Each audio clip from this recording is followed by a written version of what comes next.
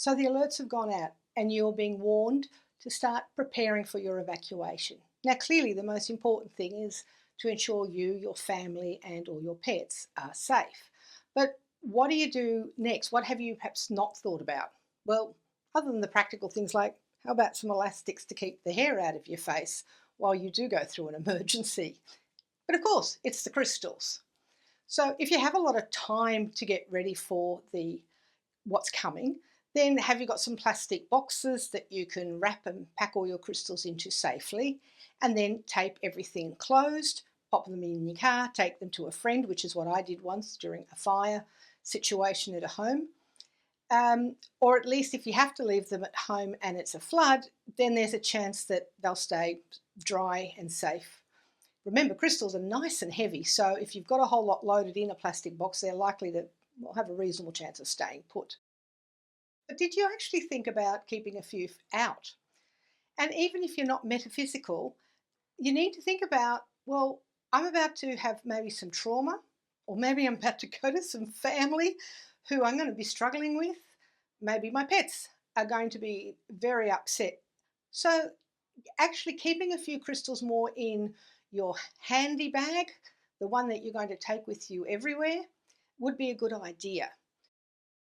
Now, if you have pets, this can be quite easy because animals don't block things like humans. And so having either a purple stone like amethyst, having a black stone like tourmaline will help deal with their stress and their fear.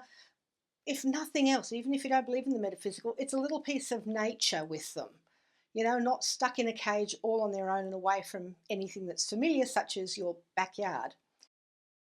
Again, for yourself, for the non-metaphysical people, how about, again, black tourmaline or black obsidian, so any of the black stones, if you possibly are going to be quite challenged where you're going to have to temporarily hang out around maybe some very negative people or a lot of people maybe in an evacuation centre, and you're going to, just need something that makes you feel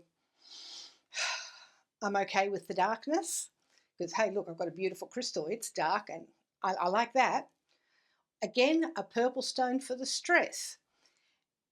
If you're going to be hanging out around people who are going to be doing in your self-esteem, I would also look at some yellow stones, maybe even some bright green stones, something that's cheery and helpful. So when you're getting all that negativity, you've got something bright and cheerful to look at. Again, for the metaphysical people, you know that we're doing black stones for your protection from other people's energy. We're doing the purple stones to deal with the stress in the head, to try and bring some peace in for yourself. And we're looking at the yellow stones for belief in self, and the green stones to deal with any trauma that might be occurring for you.